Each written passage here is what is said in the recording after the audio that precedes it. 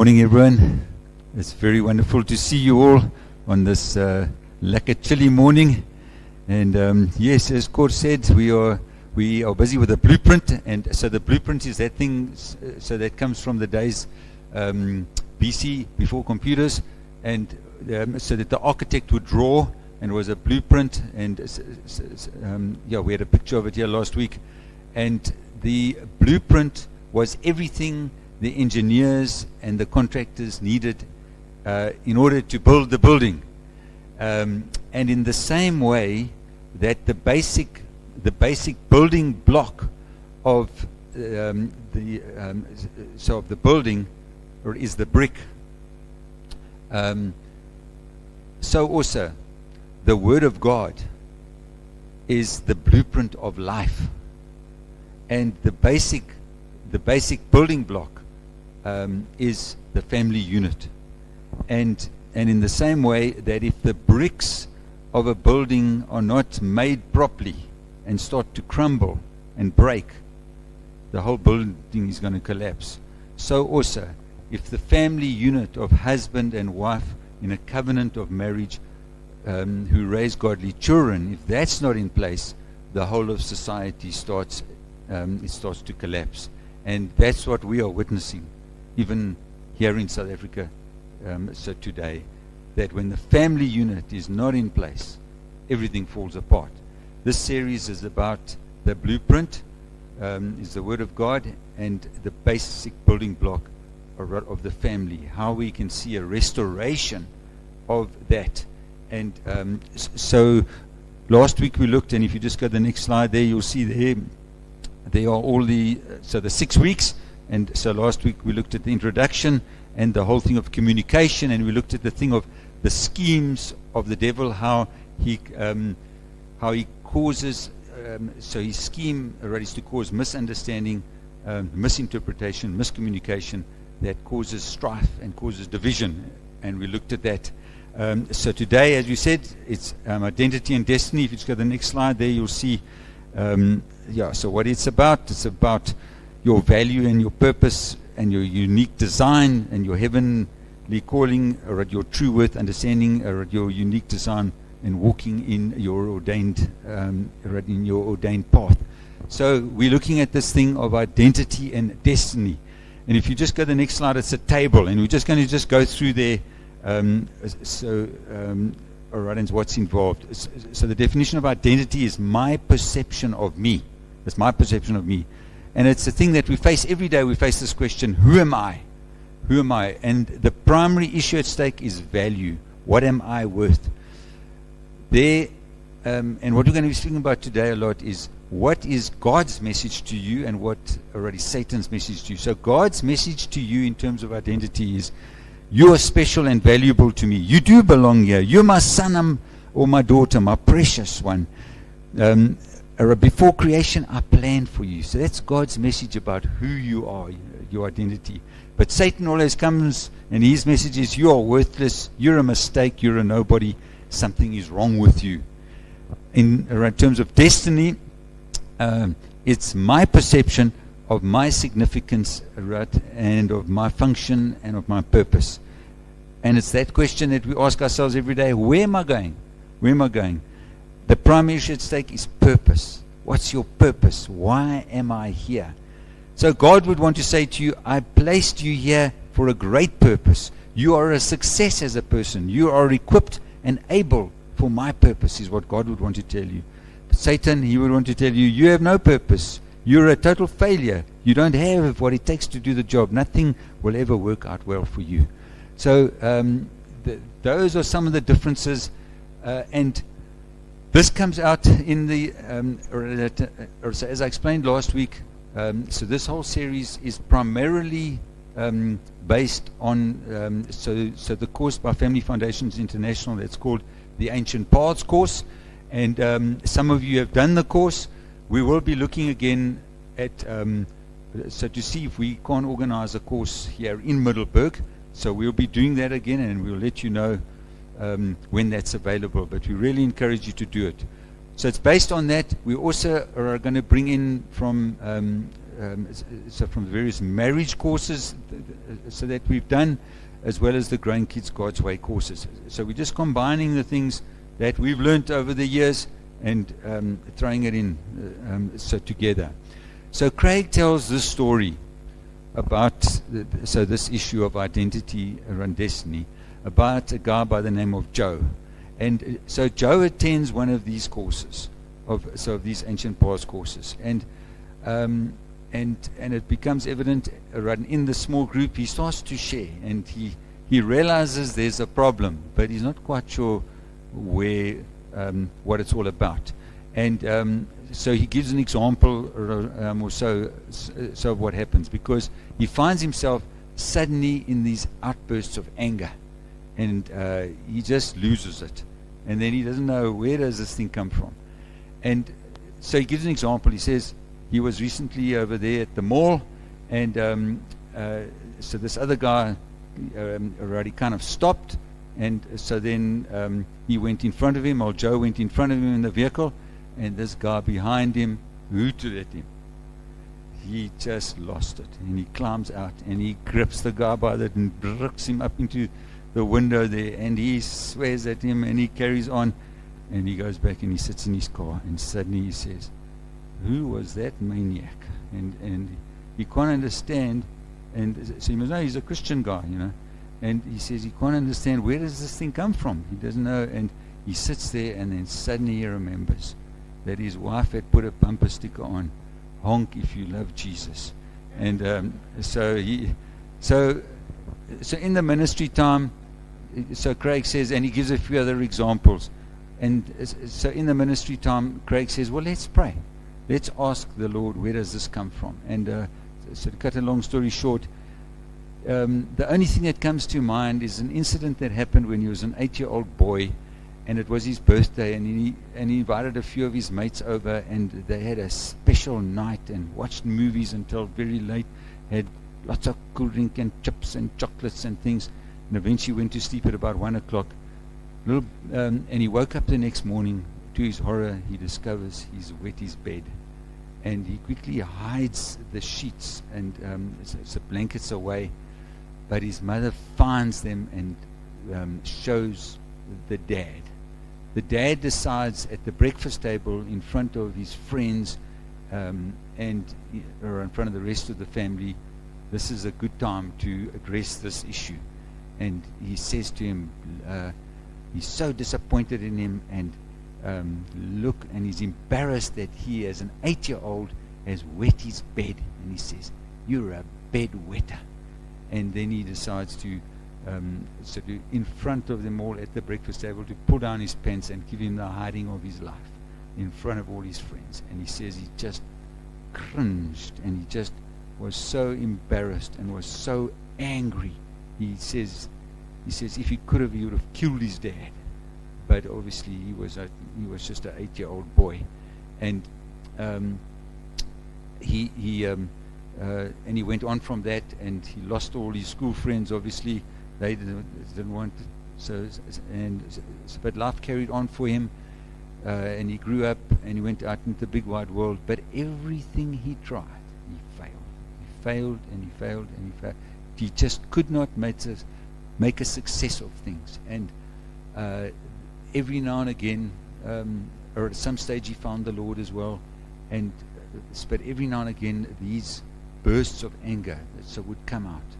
So Craig was able to minister to him and pray, and said, let's just pray. And he said, ask the Lord Jesus, what's the image that's in your heart now? And he said, I'm just a bedwetter. And he said, okay, let's pray, and let's ask the Lord, what's the truth of who you are? And slowly the Lord started to show him that he's a precious son. He's valuable. He's got a plan and a purpose with him, etc., etc. And slowly this guy already was restored. And obviously it took a while. But Craig heard from him later to say how his whole life had changed, how it went from black and white to color.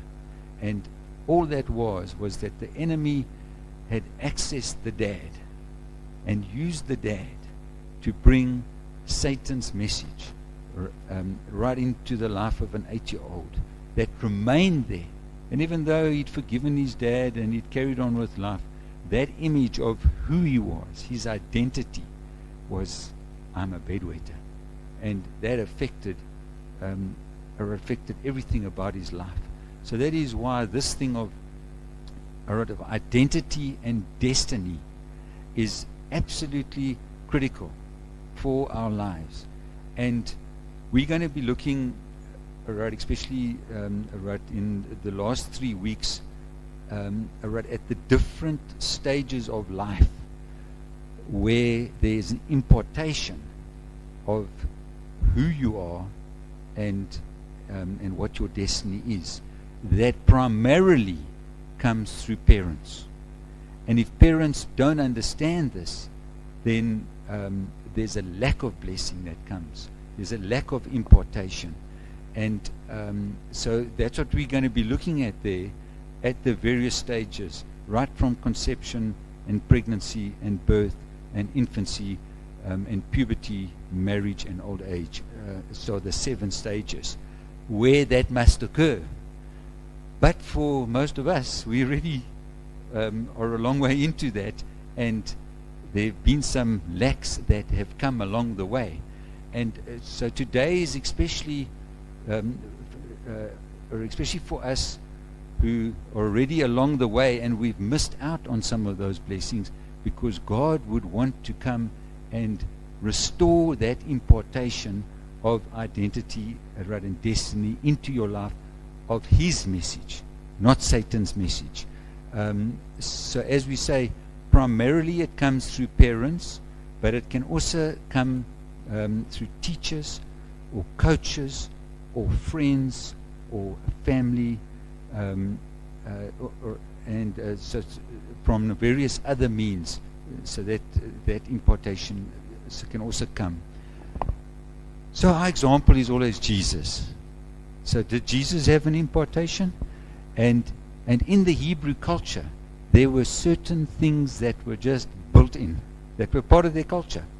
And if you grew up as a Jewish boy or a girl, you received those importations. And that's what we're going to be looking at as well, is a big part of the whole series.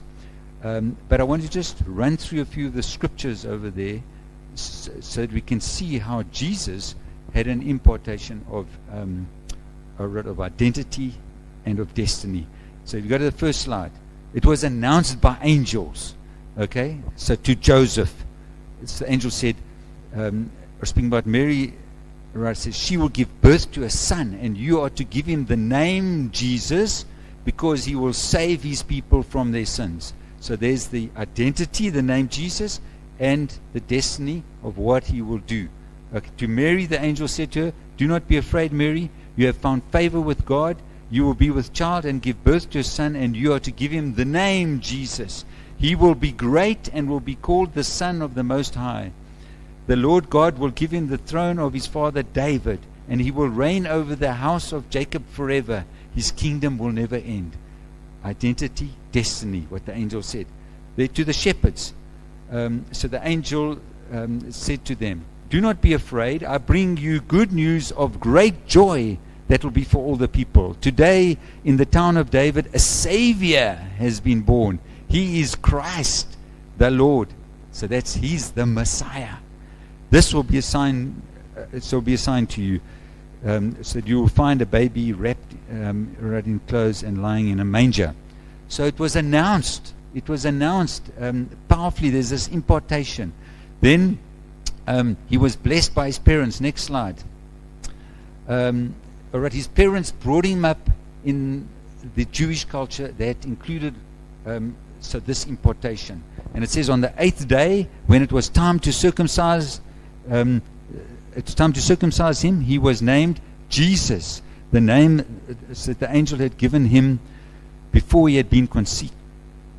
In verse 22, when the time of their purification according to the law of Moses had been completed, Joseph and Mary took him to Jerusalem to present him to the Lord. They blessed him by raising him according to the law. And in Luke 2 there, a little bit further down, it says, when Joseph and Mary had done everything required by the law of the Lord, they returned to Galilee, to their own town of Nazareth. And the child grew and became strong. He was filled with wisdom, and the grace of God was upon him. Every year his parents went to Jerusalem for the feast of Passover. So they blessed him by raising him up in those ways where his identity and his destiny was established. Then it was confirmed. His identity and his destiny was confirmed by Simeon and Anna and John the Baptist. So by Simeon, it says, Simeon, he took him in his arms and praised God, saying, Sovereign Lord, as you have promised, you now dismiss your servant in peace, for my eyes have seen your salvation. He's seen the Messiah. Or at Anna, it was the same. Coming up to them in that very moment, she gave thanks to God and spoke about the child, so to all who were looking forward to the redemption of Jerusalem. John the Baptist, it says the next day, so John saw Jesus coming toward him and said, Look, the Lamb of God, who takes away the sin of the world. Powerful identity, the Lamb of God. And if you grew up in the Hebrew culture, you knew what the Lamb of God was all about, the Passover Lamb, who takes away the sin of the whole world, the destiny of what he's called, what's his purpose. Then, in the next slide, he was, it was settled. That's the word I'm looking for.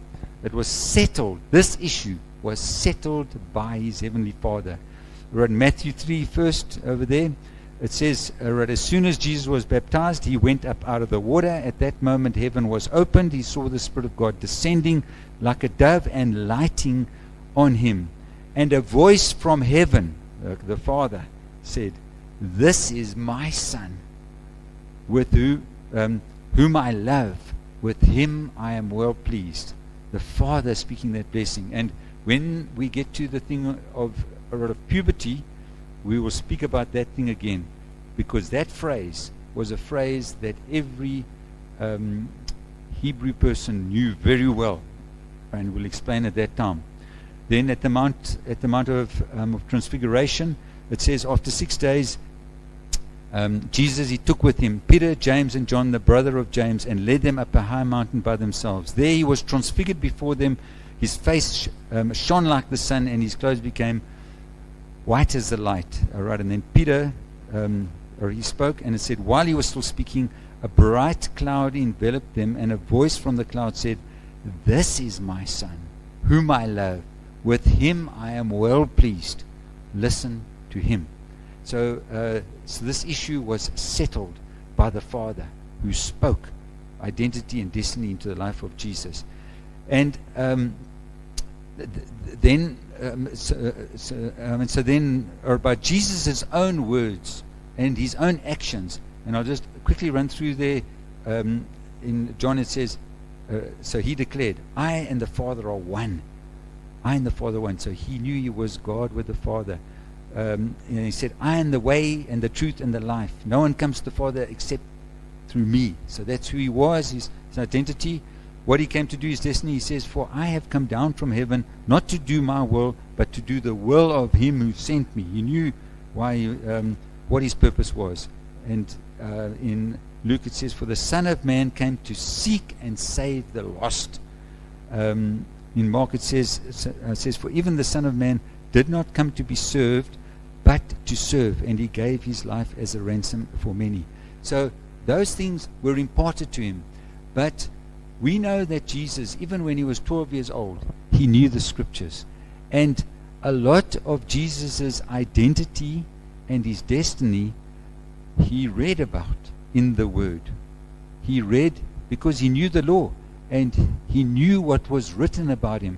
And this is the encouragement for us, that we can read in the Word of God what the Word of God says about us, what's our identity, and what is our destiny. And you see, Jesus knew it because it had been prophesied hundreds of years before he even arrived on earth. And so we can just look at it. There are many prophecies there, but in Isaiah it says, Therefore the Lord himself will give you a sign. The virgin will be with child and will give birth to a son, and they will call him Emmanuel, God with us. In that was who he was. In Zechariah it says, rejoice greatly, O daughter of Zion.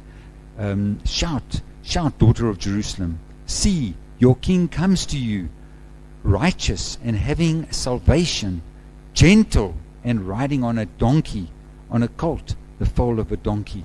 So he'd read all those scriptures that were written about him, and so he knew what was written about him. And that's the encouragement for us, that in the Word of God we can read what the Word says about who we are and what we are called to, so that we don't, if we've missed out on those other blessings, those other impartations, from earlier in our lives, if we've missed out on them, that's not the end of the story for us. That doesn't mean now there's no hope. Through the scriptures we can find out. And you see, what Craig explains there is he uses the example of a plumb line. And if you go to the next slide there, you'll see that this slide already speaking about this thing, that our identity and our destiny in the Word of God is like a plumb line. Let's go to the next slide. Okay.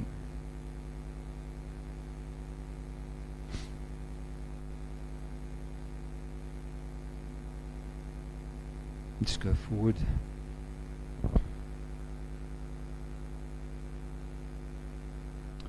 There. Okay. Right. There you have it. So the Word of God is our plumb line for identity, right, and destiny. So that God's Word is the standard that our lives are built on. And I see that this is now so small that I can't even read it from here. But so the scripture in Amos, where it says that God is going to is going to put a plumb line next to the walls that we build. A plumb line. So a plumb line, or if you don't know, is that thing there. It's a piece of metal that hangs on a string, and in those days, so they didn't have lasers and all those kind of things, not to see if the building is straight and that. They used a plumb line, and they would hang it like that. So this metal object, so it was right on the end of a long string, and if they hung it next to a wall, and if the wall was straight, then it would line up over there with the wall. If it was not, and so God's Word is the plumb line, and we can use the Word of God as the plumb line of what is our identity and our destiny. But as Craig explains, what the devil does is he comes here right in the side, hiding away in a bush, and he brings a magnet, and he holds the magnet, and the magnet swings the plumb line skew. And if we then build according to a skew plumb line, we're building is going to be skew. And that's what is a picture of what Satan does, is he brings other people, and through ignorance, etc., to make our plumb line go skew. But that's why we need the Word of God to bring it back. So because the Word of God is always true, is always straight, and that's why the Word of God is the blueprint of life. And so to just share two or three of the scriptures in the next slide there, of according to the Word of God, what is my identity and my destiny? Psalm 139, for you created my inmost being. You knit me together in my mother's womb. I praise you because I am fearfully and wonderfully made. Your works are wonderful. I know that full well. Isn't that fantastic about who you are, each one of you? God knit you together. He gave you a different DNA. He gave you a different fingerprint to anyone else in the whole world. That's how special you are. That's who you are.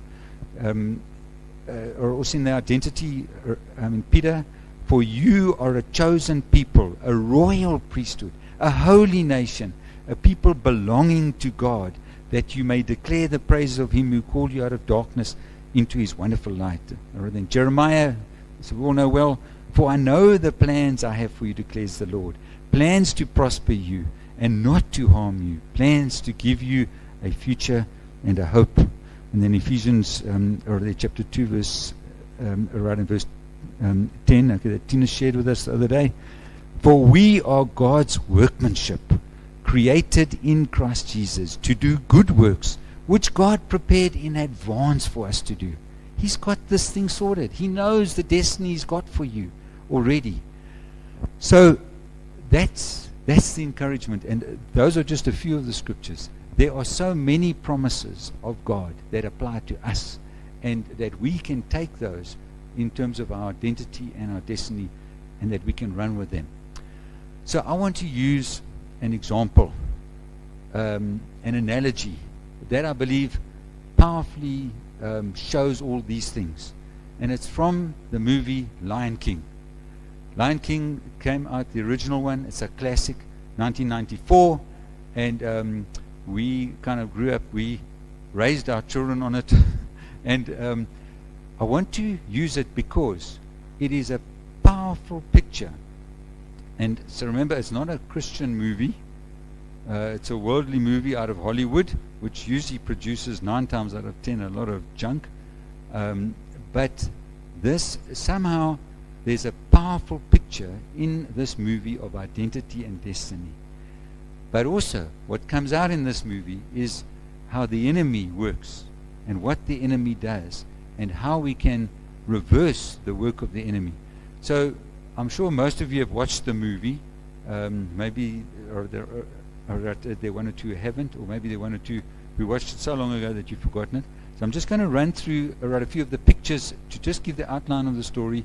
Then we're going to show a few clips from the movie itself to just help, so to demonstrate and so to show this thing. So it starts off, and if you go to the next slide there, you'll see there are all the characters right involved in the movie. And the opening scene on the next slide there, you'll see, so you'll remember that there's that beautiful song, and all the animals come there, and there's this great celebration. All the animals, hulle kom tree aan, and they bow because the future king has been born. There's a great celebration, and you see, so you don't see in this picture, but I'll just go back first. You see this beautiful Pride Lands, and it's called the Pride Lands. There, is Pride Rock, is where Mufasa and his wife, what her name was, live, and they live there at Pride Rock, and they rule over this, so the whole of the Pride Lands. So in the next slide, so you see there is being presented little Simba, a great celebration. So you can imagine there's this impartation of blessing at this point. In the next slide there, you'll see he's raised as a little cub. His dad raises him, and he teaches him all the things. He teaches him how to bounce. He teaches him, and he takes him up there, right up to the highest mountain, and he says, look over here. Everything the light touches is our kingdom. And one day you will be king, and you will have to rule over all these things. And so he's being raised up. He's being trained to be king one day. There's an impartation of identity, and destiny. Who he is, he's the king, and one day his job is going to be to reign over this whole kingdom. But there's an uncle, and then right in the next slide you'll see there's an uncle, Scar. And so before Simba was born, Scar was next in line to be king. Now that Simba's been born, he's now third in line, and so he doesn't like this, and he's very clever. He's full of schemes. So he works out this plan of how he can get rid of Simba and Mufasa, because then he will have to be king. So his plan involves this. He says to Simba, I've got a surprise for you. And he takes him down into the gorge there, and says, now wait here for me. There's a nice surprise for you. And so Simba says, well, I like the surprise. And he says, it's to die for. And so his plan involves, he's got this plan of, so to get Simba in the gorge, and then then create the stampede of the wildebeest. And in the next slide there, you'll see there are his partners in crime, the hyenas. So the hyena's job is to run around the wildebeest and cause a stampede, which they do. And they cause a stampede. In the next slide there, you'll see here comes a stampede down right into the gorge, and there's little Simba in the gorge under a rudder, and the stampede's heading towards him. But Scar is clever. In the next slide there, you'll see he goes and tells Mufasa, stampede in the gorge. Simba's there. You must come and help him. And of course, that's is exactly what Mufasa does. Is he charges there, and he arrives there, and old Simba's already been trampled once or twice, and he's been flung around under the hooves of all these hundreds of wildebeest. And in the next slide there, you'll see he manages to rescue him, and he picks him up, and he puts him on a ledge, so they're out of the way. But he gets swept up, and he goes over, and he tumbles, and he's nearly dead. But in his last strength, he shoots up, and he grabs a little bit further down the gorge, so from where Simba is. Simba's here, and a little bit further down the gorge, he jumps up and he grabs onto a rock, and he's holding on the rock. And who's standing right there but Scar? And you'll see that what he does is that he grips him here on his paws, and he flings him back, and the wildebeest run over him and trample him, and he dies there. And the next scene over there, you'll see, next slide, there's little Simba, and he goes down, so after the stampede has ended, and he calls, Dad, Dad, Dad, and eventually he finds Mufasa lying there dead. And Scar comes there and he says, Simba, what have you done? And Simba doesn't understand really what's happened, and says, you have killed your father. You're responsible for your father's death. It's all your fault. It's all your fault, he says to him. And Simba says, what have you done? He says, so Scar says to him, what will your mother say? You see? And he says, what shall I do? Scar says, run away and never come back. And so poor little Simba goes down, and Scar sends the hyenas after him, and he runs, and he manages eventually to escape the hyenas, and he runs for his life, and he runs until he just falls down absolutely exhausted over there in the desert. And then you'll see the next slide there is where Pumbaa and Timon find him. Next slide. So Pumbaa and Timon find him there, and he's totally out of it. He's just lying there, and they get hold of him, and they say, alright, and so Pumbaa loads him up on his back, and they take him back to where they live, which is Hakuna Matata land. That's where they live. And so you'll see the next slide there. They teach him what life is all about there. This is Hakuna Matata land. What a wonderful phrase. Hakuna Matata, ain't no passing craze. It means no worries for the rest of your days. It's our problem-free philosophy, Hakuna Matata. So, and so Simba kind of likes it, because he doesn't have to worry about his past. It's our problem-free philosophy, no worries for the rest of my days. I can live here, and I don't have to worry about the past. And so he lives there with them against his nature. It's not his nature. It's not natural for him. And you'll see the next thing, one of the things, he's got to eat something. And here he's trying his best to slick a worm. But it's slimy, and it's not what he's supposed to be doing. It's not how he's supposed to live. But he's running away from so the life he's meant to have. So he endures it, and slowly he grows up. And in the next slide there, you'll see he's a lot bigger now, and he's living life, no worries, just there in Hakuna Matata land. But then he's forgotten about his identity, who he is, and what's his destiny. And it takes 3 encounters. He has an encounter with Nala, who was his best friend over there in the Pride Lands, who was the same age as him. and so he has an encounter there with Nala. Then he has an encounter with Rafiki, the baboon, and he has a heavenly encounter to remind him, om hom reg te skud, so that he can come back to his senses of who he is and what is his destiny, that he no longer runs away from it. And so I'm going to just play the clips of those things. They just are short clips where you can see this whole thing of identity and destiny playing out. So just play the first one.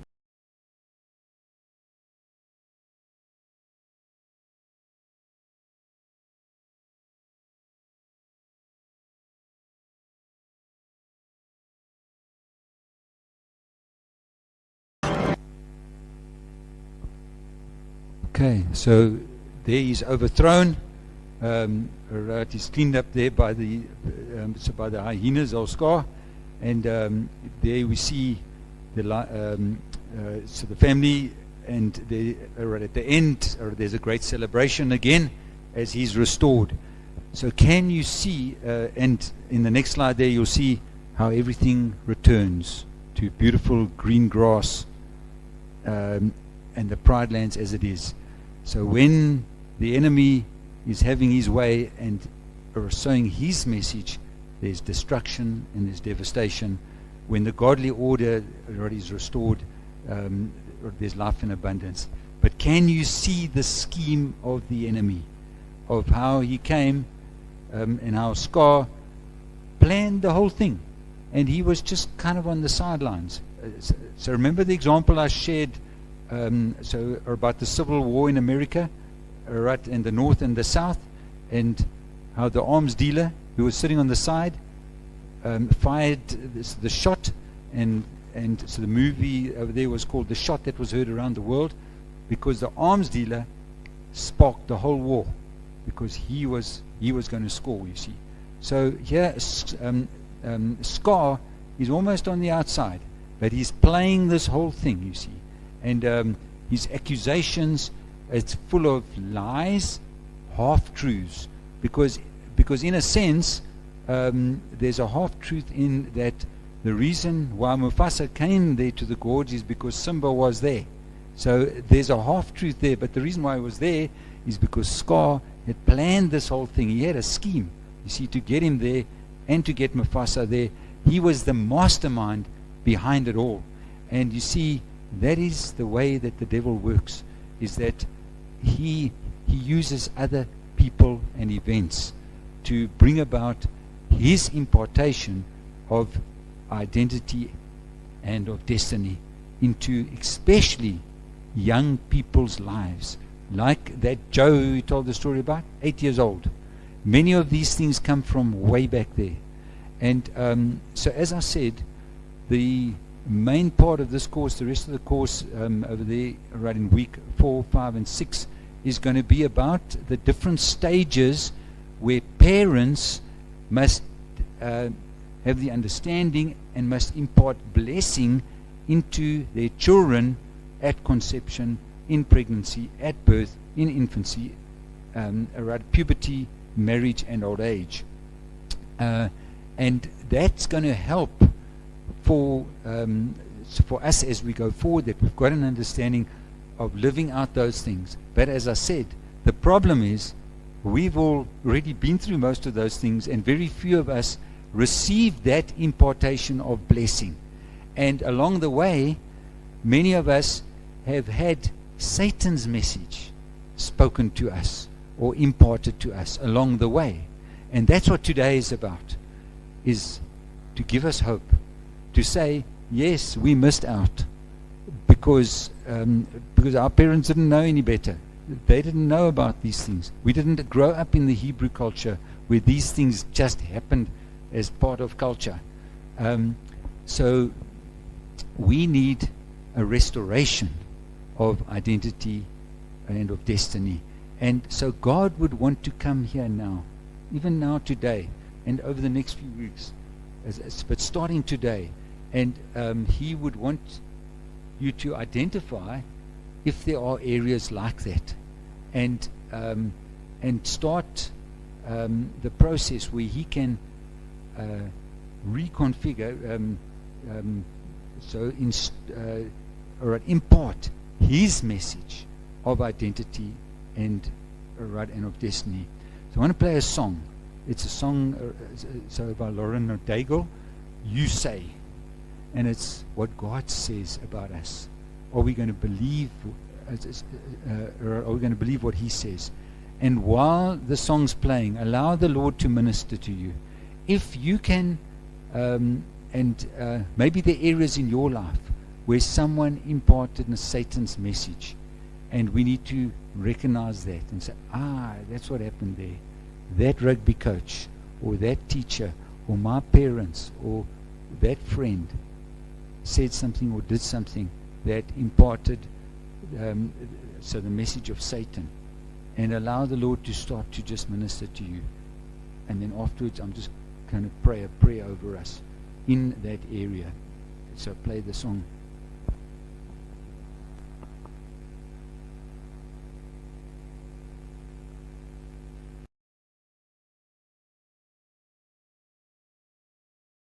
Remain in an attitude of prayer.